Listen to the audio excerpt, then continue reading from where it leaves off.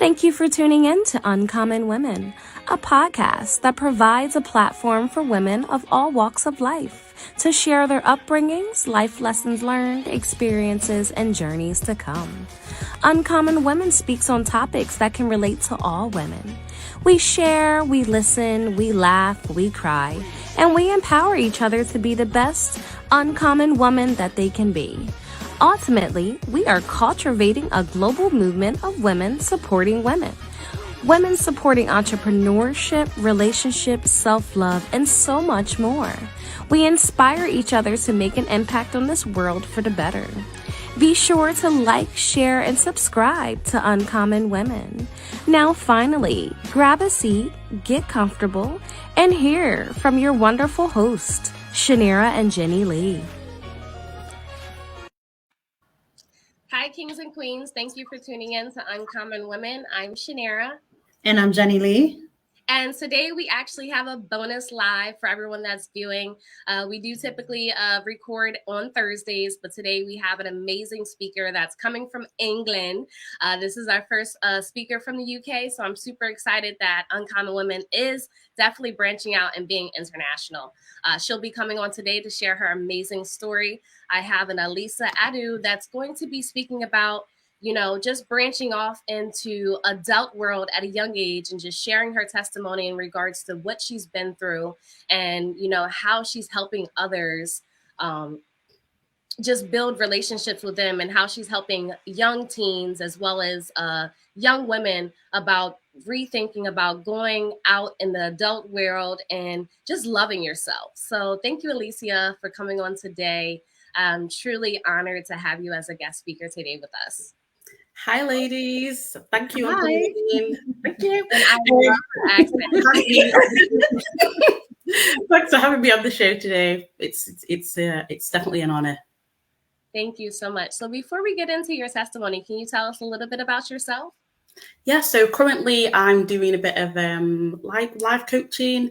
I'm currently working on a little, I don't know what you can say, like a booklet that I want to be able to give to like mums and, young girls with, a few tips that will help them, in terms of like navigating their own lives. I'm a mum to my teenage daughter. In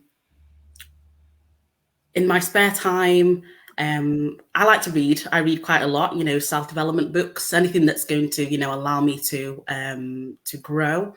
I spend most of my time with my daughter. She's like my best friend and my biggest cheerleader. I know. And, I catch up with the girls, when I can. But yeah, I like trying new things. So anything new or anything that my daughter ropes me into, I'm for it. We just go and do it, basically. That's amazing. How old is your daughter? She's 14. Oh, okay. So she's at the teenage stage. Yeah. Well, we'll get into that another day. So tell us a little bit about your story, how it was when you actually left your house at a young age and, what were you thinking and what were you going through? Just, wanting to start your own life and just leave the nest. So, growing up, I've got two siblings, but I'm the youngest. Okay. So obviously I basically just got away with everything, which was, amazing up until obviously my siblings left. And then it was just me. I was raised in a single parent home. So my mum raised us on her own. And, my mum is and always was a strong African woman. So, she didn't take any messing. And because the environment in which I grew up in, like I was thinking, you're so strict, like in comparison to what my friends are going through, I'm having to clean up and all this stuff and come in the kitchen to learn to cook because you're going to have to cook for your husband one day. And I always just say to him, like, no, he can cook for himself. But essentially, that was my mum's mentality at that time. My mum worked a lot, but she would always make sure that she was like always there, even if she did turn up late, because she made me join the choir. So, she would be there at the back somewhere. I'd see her like waving at me, and there was other clubs and whatever. She'd always make sure, we were doing something. I think that my mum, obviously, you know, as we do as parents, you know, she identified my giftings very early on. So she wanted to push me into those directions. I kind of feel like as a child, I was quite rebellious because I felt like, you know, I wanted to just do whatever I wanted. You know, I felt like, you know, I knew everything, which I didn't. And obviously, as a parent, you know, you shield your kids. You know, you know things that they don't know, the dangers of life. Do you know what I mean? But trying to instill that in them and make them know you're just doing it for their benefit it's just an ongoing battle, because they just see it as, you know, you're just ruining their fun. Mm-hmm. Yeah. So by the time I was 16, I was at college and I had 2 jobs. I worked in a hotel and I cleaned as well, because I just wanted to be able to have my own money. But looking back now, I see that my mum was like a master equipper. She wanted to make sure that, you know, as we got older, there were certain things that we'd be able to do for ourselves, that we wouldn't be reliant on people, because obviously that's what she did. And so obviously she wanted to pass that down to us. I was very, I'd say, very headstrong, and you just couldn't tell me anything. You know, at school when I would get into trouble, my mum would always say to me, you know, Alicia, life is no rehearsal; it's the real thing. And at the time, I think to myself, you know, what I don't know what that means. Like, what does that mean? Obviously, now I'm older, I understand that she's saying that, you know, don't waste your life, because this time is never going to come again. Do you know what I mean? Whatever you do now, there's consequences, and you know, you never know when your time's up, so you need to make the most of it. So how I came to move out is because I used to ladies, I used to sneak out to go to the clubs with my girls. That's what I used to do. We all did. I mean, I think we all did that when we were young. I got caught times. We all did. I didn't get to sneak out. But I did go. I didn't get to sneak out because, just like you, I left the nest really young, but I just went out. But this is the thing, my friends were allowed to go. Like, I had to sneak because I knew that I wouldn't be able to go out if I asked. And looking back now, I'm like, you know, I'm gone. She's got no idea, because she thinks that I'm, you know, in bed. Anything could happen to me while I'm out. But that's not true. That's not my mentality at the time. And I always had this thought, because obviously I watched too much telly at the time, that I was going to come back. She'd be in the dark and the light would go on and she'd be sitting there in the film, and I'd be like, where have you been? But thank God that never happened. But what did happen, bearing in mind I've been doing this for months, it was easy. I used to, at the time, my door handle was broken. So I had to take my door handle out and put it in my handbag, because without the door handle, you couldn't get in the room. There's no way she could check whether I was in or not. I know, it's so bad. I can't believe I'm admitting this. So this particular morning, she'd come in to me. And obviously I got home at like 4 o'clock in the morning. And this is like 9. She's like, where have you been? She must have been able to, because that night when I got home, I'd noticed that my door was a little bit cracked, but I put pillows in there. So I thought that she wouldn't be able to notice. By the way, anyone that's listening or watching this, like, don't do that. I'm just saying. So she was like, where have you been? Yeah, anything could have happened to you. And I'm like lying there thinking I've got a massive headache, but, you know, I have snuck out. So, you know, what can I say? So she basically said to me, you know, if you don't like it here, you know what you can do. You don't have to stay. So she left and went to work. I wrote a note. I had £5 in my pocket, which is probably about $9 to you. I called my friend who lived an hour away, and she said, oh, you know, just come and live with me. So I just packed my bag. I got on a train and I went to go and stay with her. And yeah, that's how I came to leave home. Wow. So I think when we're young, we're so rebellious and we think we know it all. And now that you have a daughter, you know, I have a child too.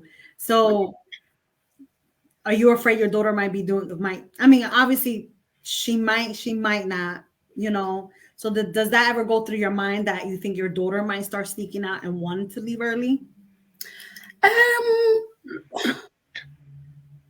I wouldn't want to say that it never crosses my mind. You know, we are quite close, but equally, I'm sure there's things that she doesn't that she doesn't tell me. But I am very open with her. We do have loads of conversations, whereas when I was younger, there were certain conversations I couldn't have with my mum because we just didn't do that. Obviously, I'd be mortified if she ever wanted to leave home at all. I want her to be home till she's 50. I'll probably regret that in the future. But essentially, that could or could not happen. But until you've just said, no, it's never really entered my my mind, really. But it's something to think about, yeah. But that's good that you're able to communicate and be open with your daughter so that, if she did have any questions or if she's something that she wanted to talk to you about, and you can honestly be transparent and give your opinion versus, when we were growing up, it was kind of like, it's what your parents said and that was it. Yep. Mm-hmm. True. Mm-hmm. So with you going to your friend's house and leaving a note, what was the experience like being at your friend's house? Did you call your mom, or like, did you guys have a discussion in regards to when you left, and did she try to persuade you to come back, or what was that relationship like from the time that you left and being at your friend's house? My mum she didn't contact me at all. I think my mum was very, you made your bed, you lie in it kind of person.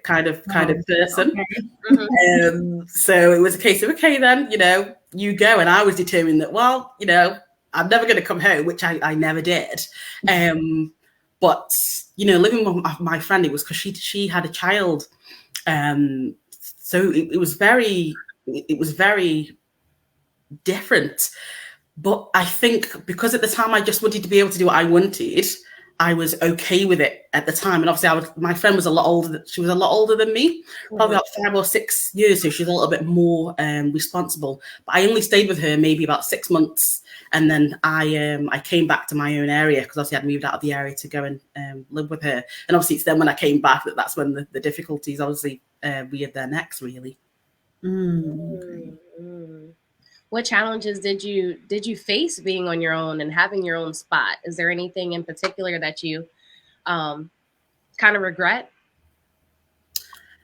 I've thought about this today. I will never regret leaving home because I believe that it made me the person that I am today. Uh-huh. But perhaps maybe the way in which I left home, I wish I was perhaps a little bit more prepared for what I was going to face in terms of like paying bills and in terms of, there were a few times when I house shared, living with other people, what that's actually going to be like, that's actually going to entail.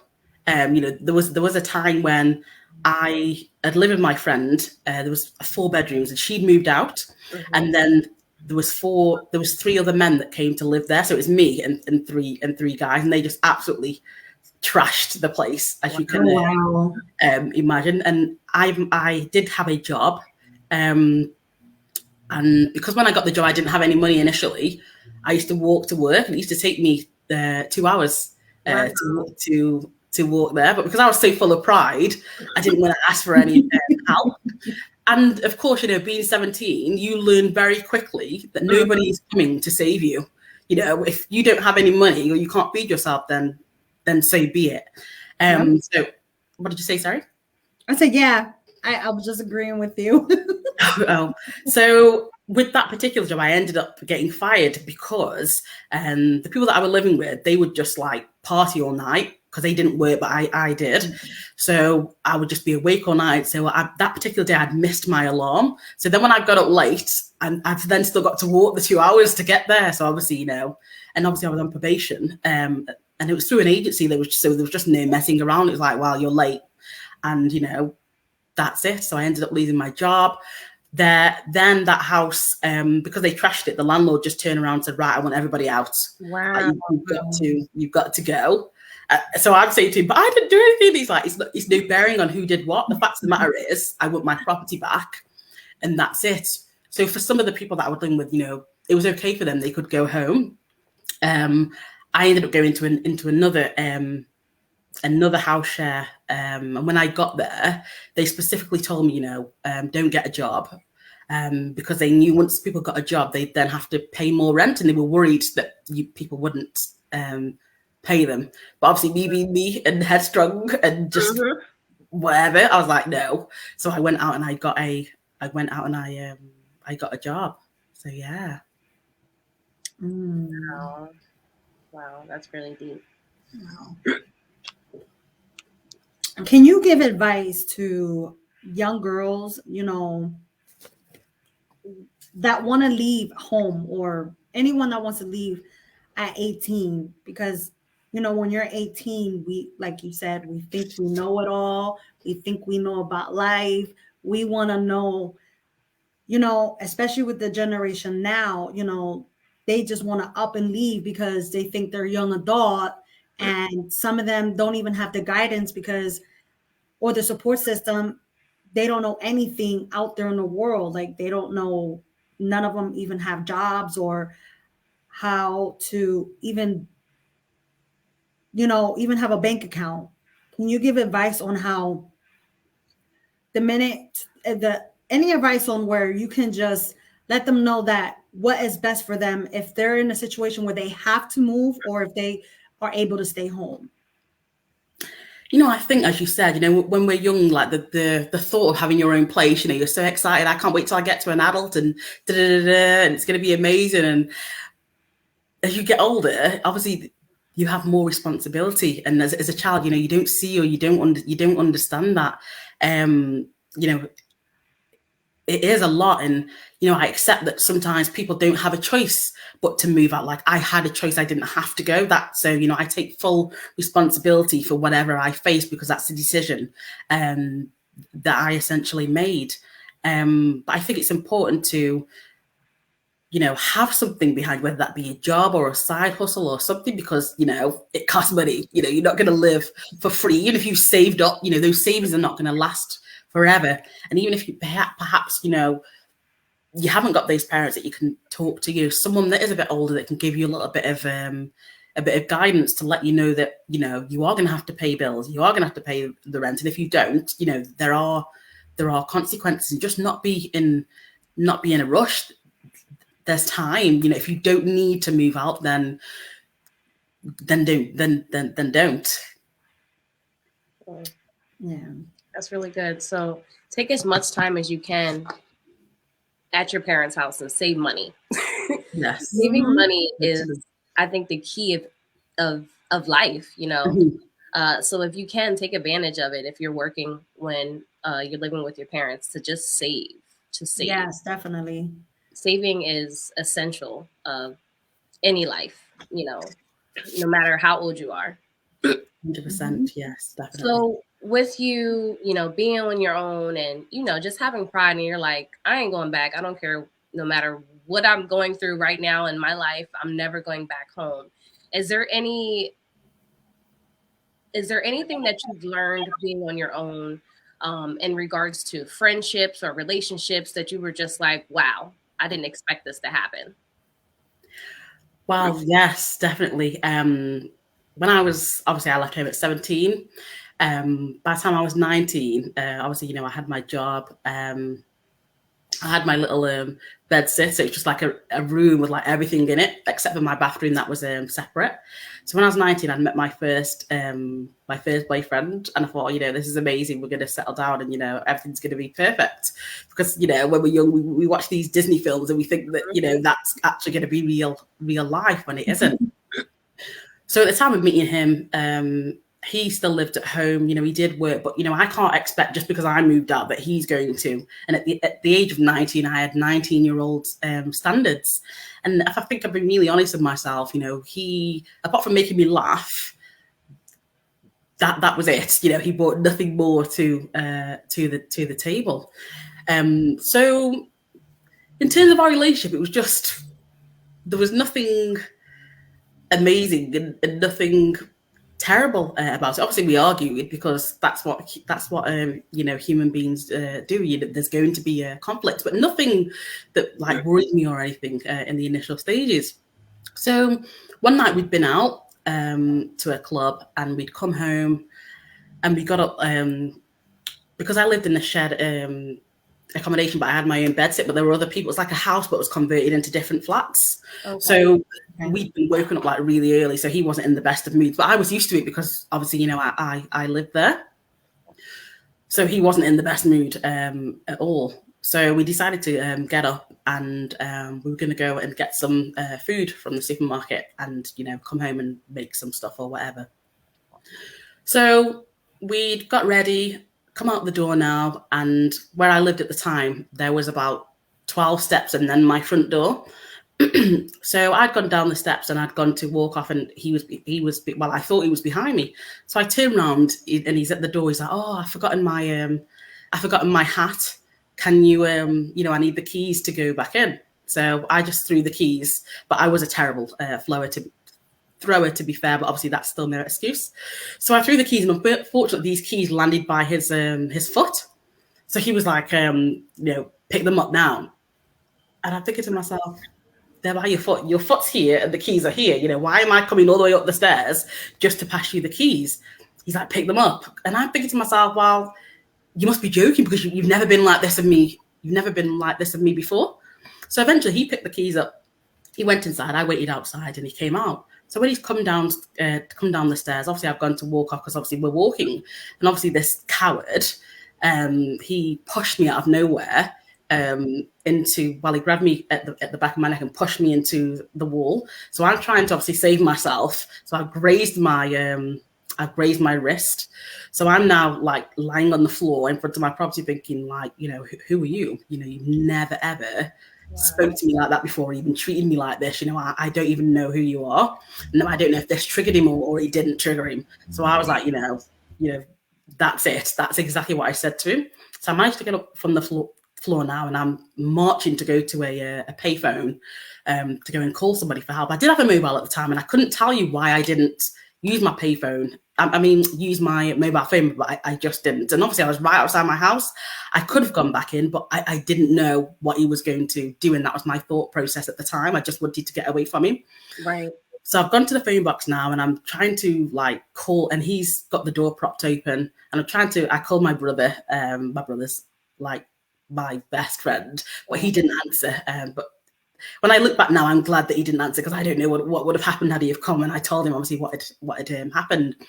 So I called one of my friends. They weren't answering, and each time someone wasn't answering, he was like, "Oh, see, no one's answering." He was taking joy in the fact that no one was answering.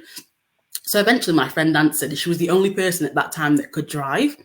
So she's like, "Oh, what's happened?" Obviously at this point I was a little bit upset. So I was just trying to explain to her. And I just said, "Can you just come and get me?" She's like, "Oh yeah, fine." But she didn't know the area that well. And back then we didn't have a sat nav. So I had to tell her a street that I knew that me and her had been down before.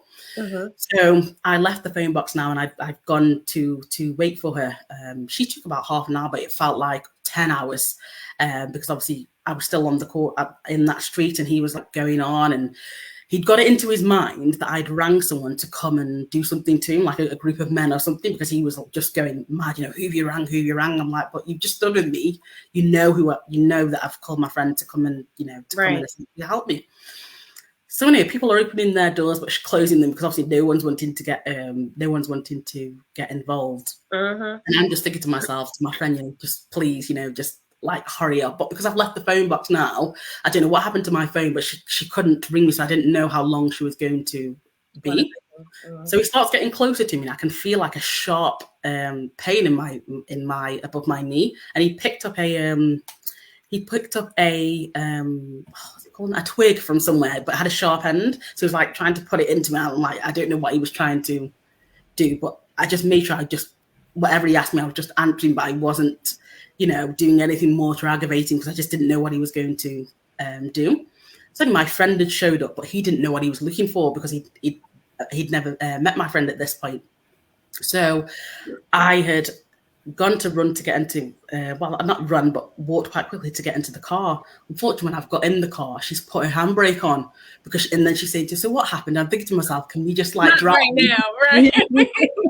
I'm like, can we just drive and I'll tell you after? Unfortunately, obviously he caught up with us. So he then he's got the car doors open, because I didn't get to shut it in time. So he's standing on the car, the ledge where the door rests. He's standing on there, he's got his hands at the top of the car. So she said to him, "Can I get off my car? Get off my car now." She's like, "Can you tell him to get off my car?" So as I turned to say to, "Can you get off my car?" He's gripped me out of the car like an animal, throw me on the floor and just punch me in the face. And I was just holding my face, thinking to myself, like, what did you, what did you do? And he's going into this sudden panic of, oh my gosh, let me see your face, because now he's worrying, thinking that, he's like really like damaged my face. So my friend gets out of the car now, and I'm just like, we're done. Like, literally, even if you thought we weren't done before, we're 100% done now. At that point, I'd never had a man put his hands on me in my life. I never saw that growing up. So my friend got out the car now. She parked the car up, and I was just like, I just wanted him to get out, but obviously I didn't want to go back to my place on my own. So we're walking back now, all three of us. We go in there, and he's getting his stuff together. I'm going into the bathroom because obviously I've not seen myself. I wanted to see what my my face looked like. So as I was saying, my bathroom was outside where I was living. So he came out of my bedsit and came round to the bathroom. And I think to myself, what are you going to do now? Anyway, out of nowhere, bearing in mind, we've been together for 2 years. He'd never done this before. He just starts crying. And he's like, oh, I'm so sorry. And I thought, no. I in my mind, I was like, this is just an attempt to manipulate me. I'm a strong believer, as Maya Angelou says, when someone shows you who they are, believe them the first time. Yep. Your hand on me one time, I cannot trust you now, because the next time when I give you an opportunity, I may not live to tell the tale. So I was just like, no. So he ended up leaving, and my friend, not long after that, had she was about to go to uni, so there was nothing stopping me from continuing to engage with him. But I just thought to myself, no, my mum didn't raise me to be like that. And equally, I had my own place, I had my own money, so there was nothing that he was offering me that I was then going to be at a loss at, because he was no longer in my life. So yes, that's what that is essentially what happened. Wow, that's powerful. And how long were you guys together until that incident blew up?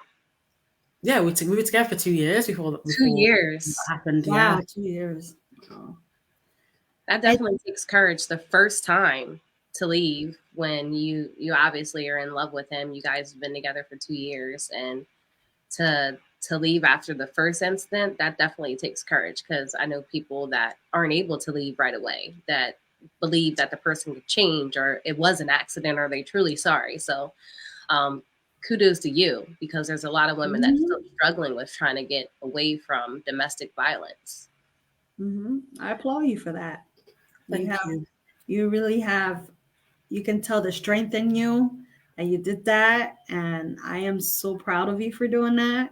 And that will give you also an example, to, if your daughter ever gets in a situation like that, you're able to let her know, like, I walked away the first time. And you deserve more. It's true. But I'm in the mindset of, and as we see it happen to so many women, you can, I just feel like you can't afford to give them another opportunity. Obviously, it's easier said than done. But one thing my mum always said to me was, always make sure that you've got your own. So obviously when the situation arose, I wasn't in a position where, oh my gosh, what do I do? I'm now isolated. I haven't got anything, I've got no friends, blah, blah.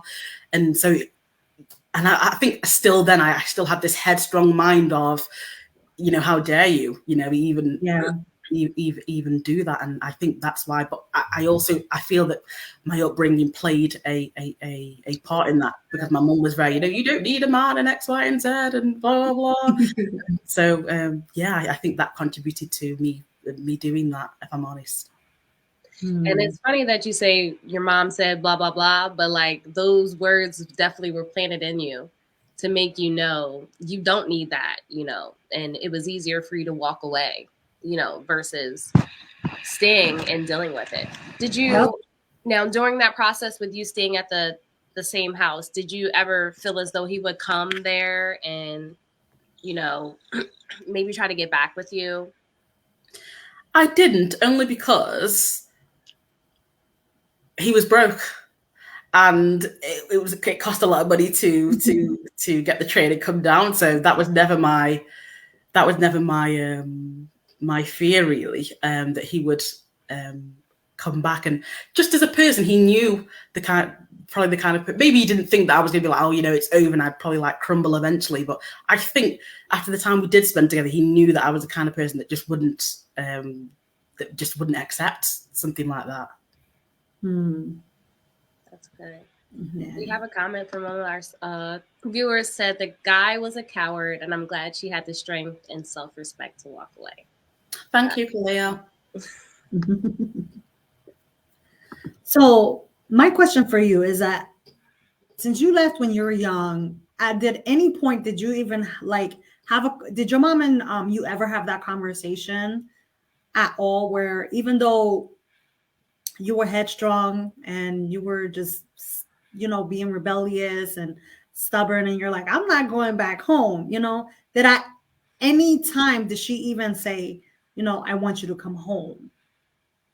Never. She never.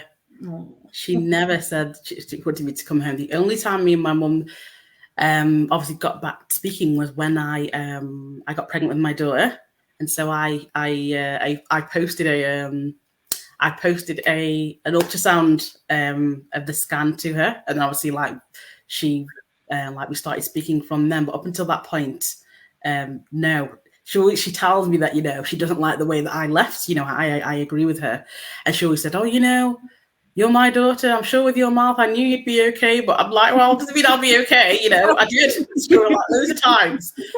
But I think she was just really in a mind of, okay, you go off and let's see whether you can manage this or not.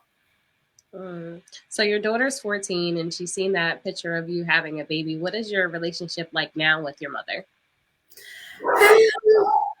She's still always like, oh, Alicia, she always reminds me, you used to be like this when you were younger and X, Y, and Z.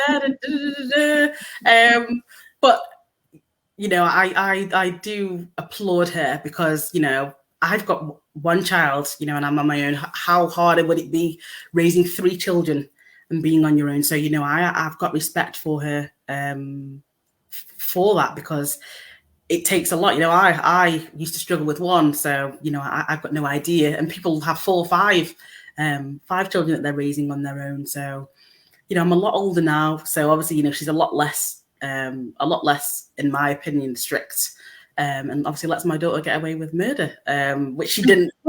She didn't do with me. But some of these parents, as they get older, they change.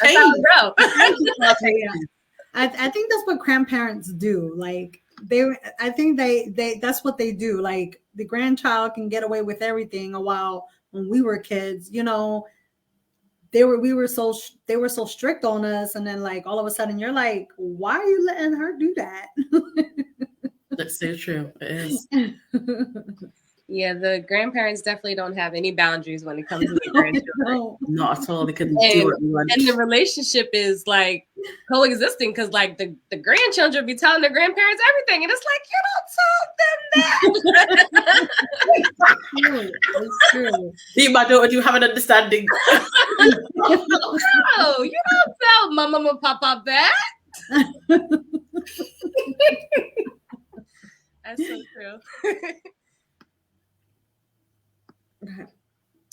Is there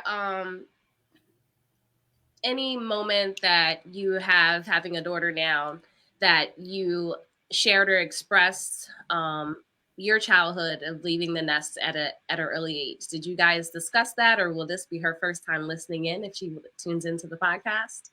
Oh, she completely knows. I think from the age of which was 7, I started working on a mindset with her, because at the age of 30, I started working on my own mindset. So I knew that obviously she wouldn't know anything, so I would have to, have those conversations with her. But when she turned 11, I started to, to tell her, a little bit about myself, and like we'd have like conversations, like the story that I told you that happened to me. She knows, I did tell. I was really nervous about like telling her, because I thought, I don't know how she's going to react. I was upset telling her, but she was perfectly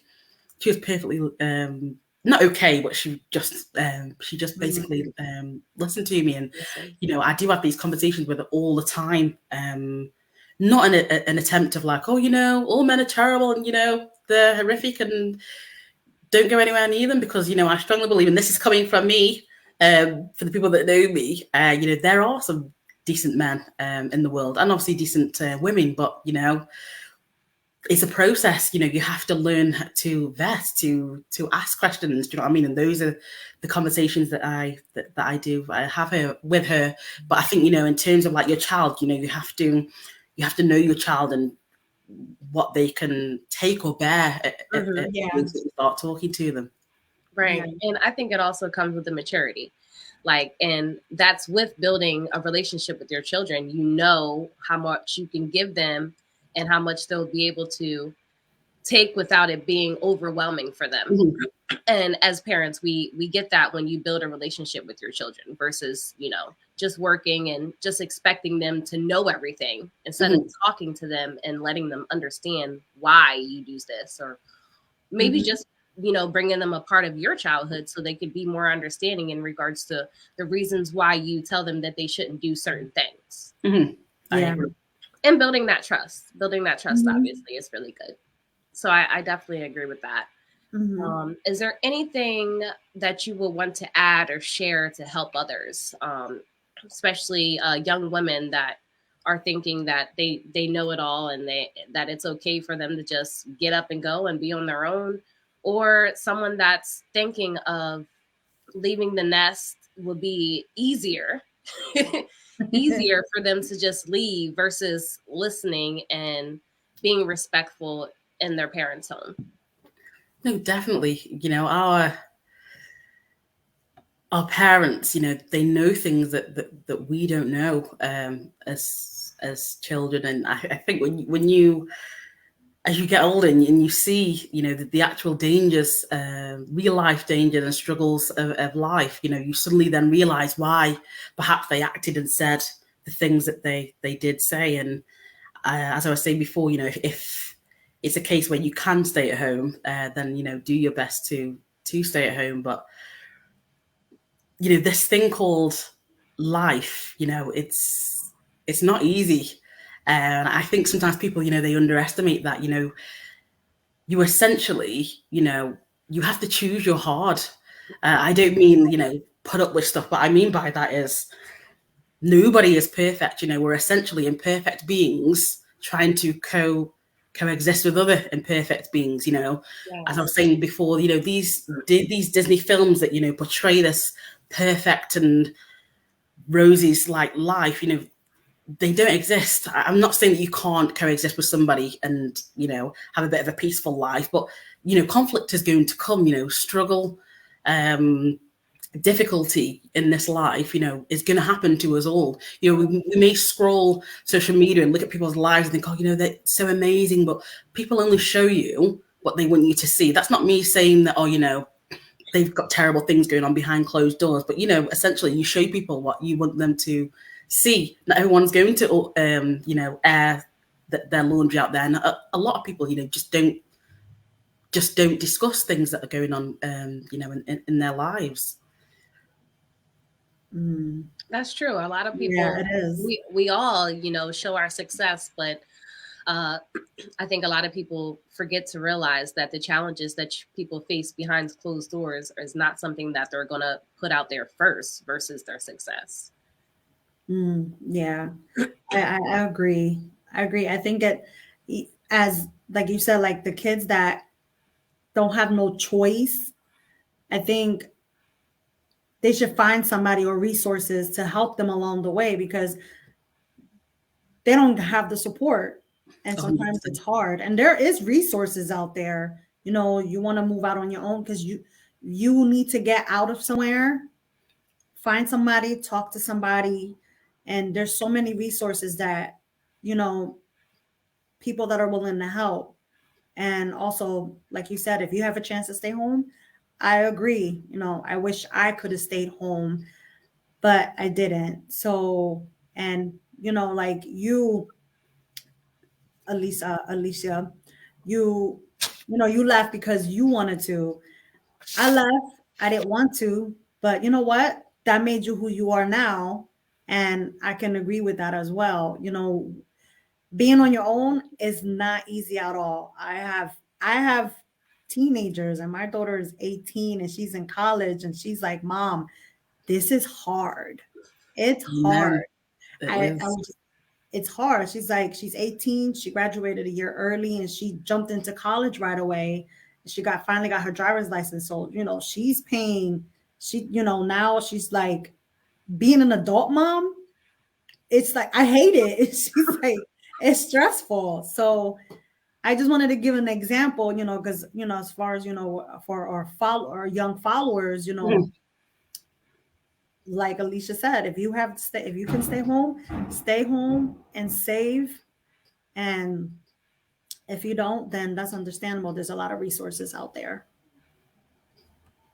Speaking of resources, you said that you're actually working on a booklet. Can you tell us a little bit more about the booklet that are you currently working on it, or has it been finished?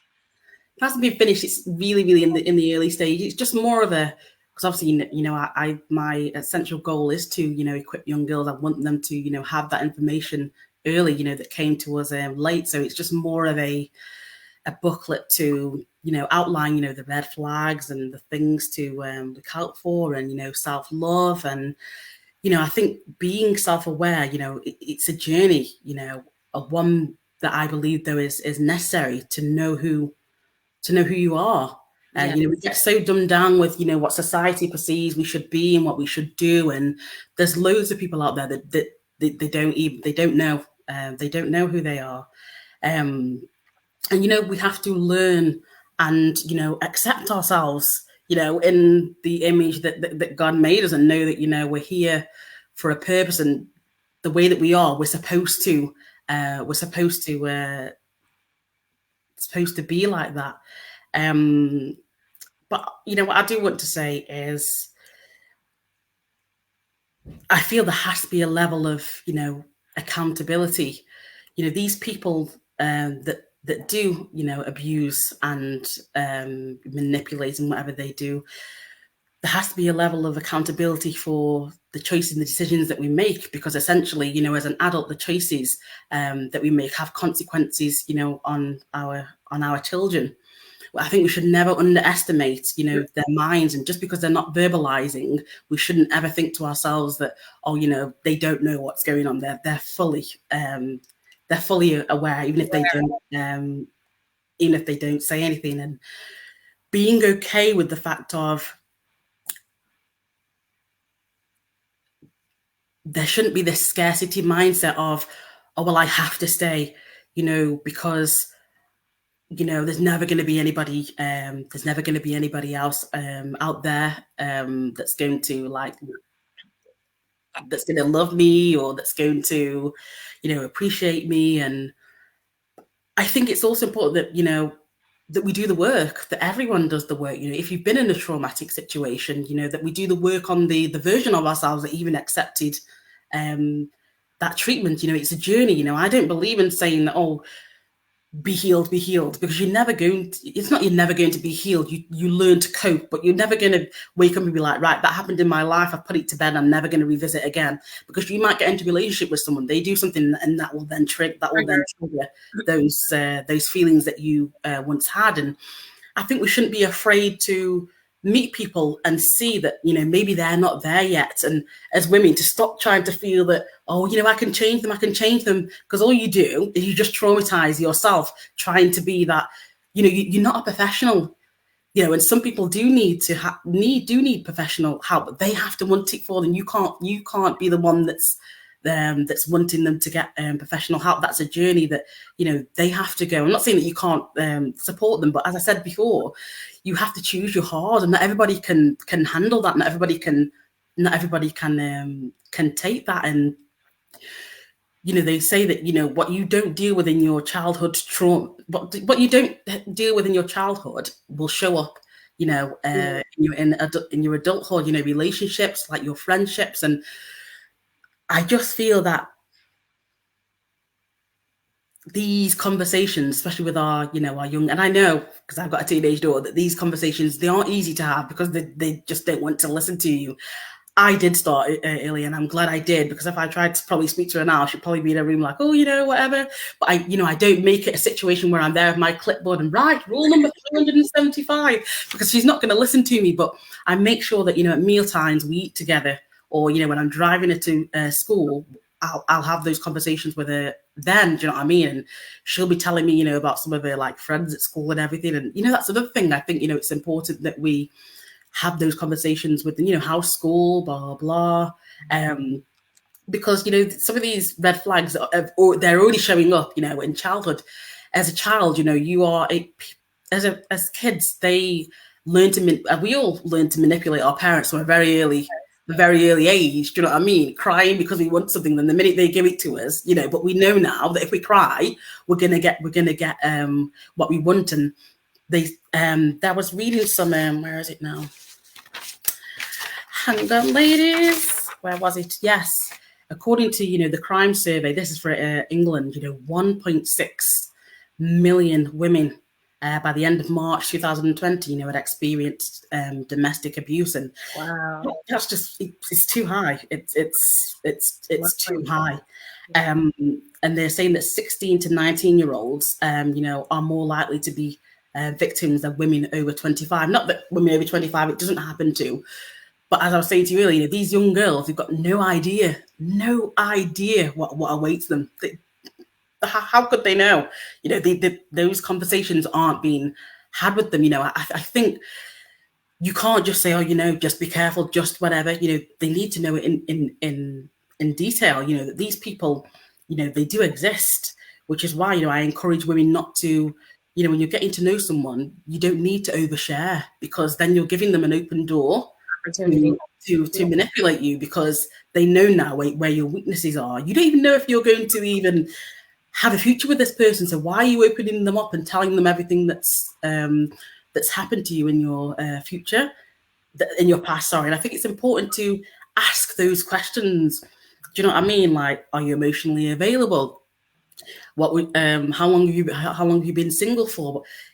Not like in an interview style, but if you're getting to know each other, have those conversations. And as women, be okay with being intentional and saying that this is what I'm looking for. And if you meet someone that's not looking for what you're looking for, then being okay with finding somebody that is. Again, it's this thing of, oh, well, he doesn't want something serious, I do, but I can change him. And then 2 months, 3 months down the line, when you've not got what you want, you're then frustrated.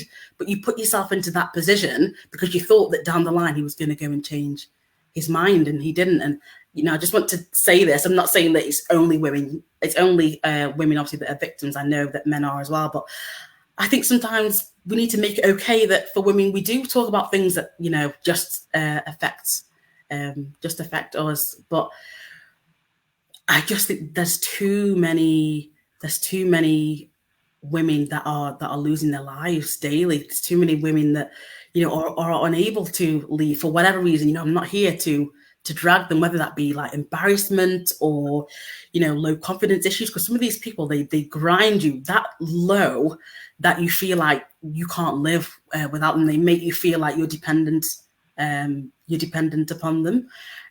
But yeah, that's just what I wanted to add to that. Very powerful. And I believe that, sometimes, because women, we are nurturers, we feel as though it's okay to see the potential in someone. And we try to, like you said, help them get to what we see, but they're not ready to be there, or it's something that they're not seeing that we see. And like you said, everybody is not our assignment, and there is a lot of people out here that have a lot of mental illnesses that bleed off on other people in relationships, because women and men don't have boundaries, and they aren't living out their true potential of who they are. So they fall for everything instead of just being confident in who they are as a human being and setting boundaries into what they're going to accept versus what they're not. Yeah. Yeah. Mhm. Amen. Yeah, I agree with that. Me too. Alicia, is there anything else that you want to speak on, or just do you have to say before we close? Just it'd be amazing for every woman, every human being, just to value themselves, to know their worth, and know that there is a human being out there that has done the work, that will treat them in the way that they believe that they deserve. And self-reflection is something that we all should be doing. We should be looking at our own behaviors. How are we navigating these relationships? How are we parenting our children? I'm not perfect.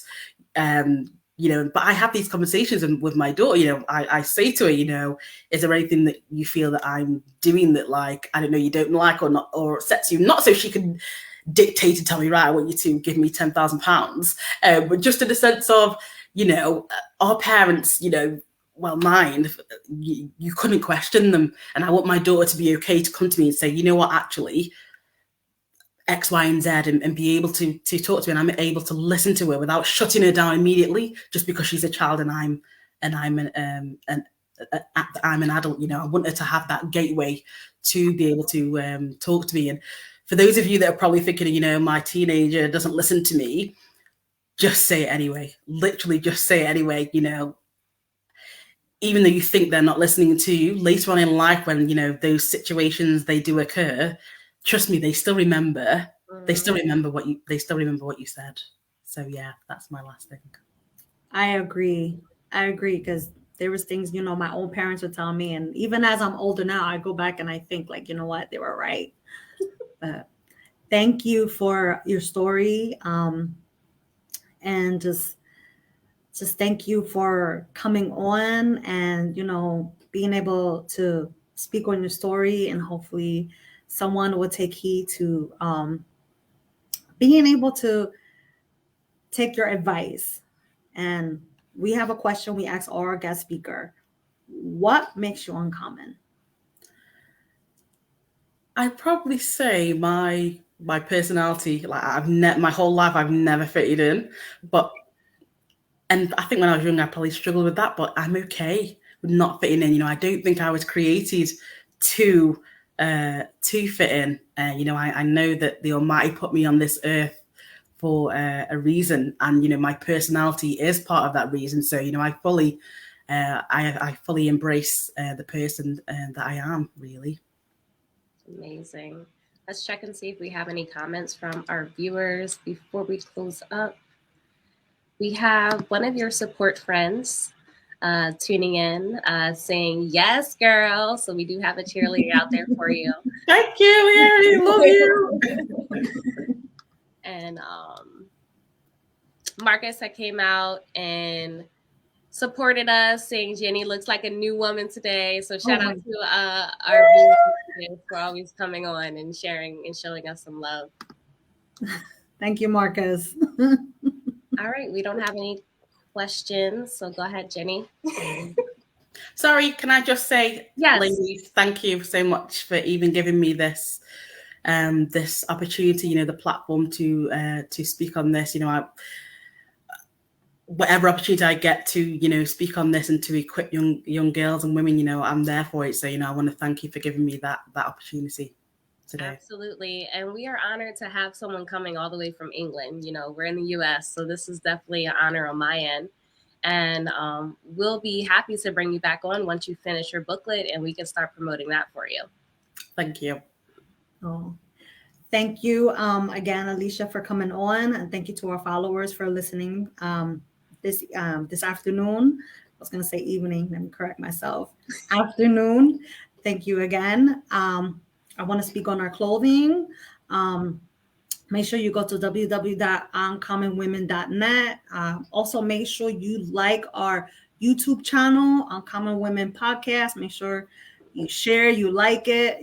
Come check it out. If you missed any of our lives from the past, from Facebook, we upload them every Wednesday. You can check that out, as well as I'm going to speak on our Instagram page. Make sure you check our Instagram page.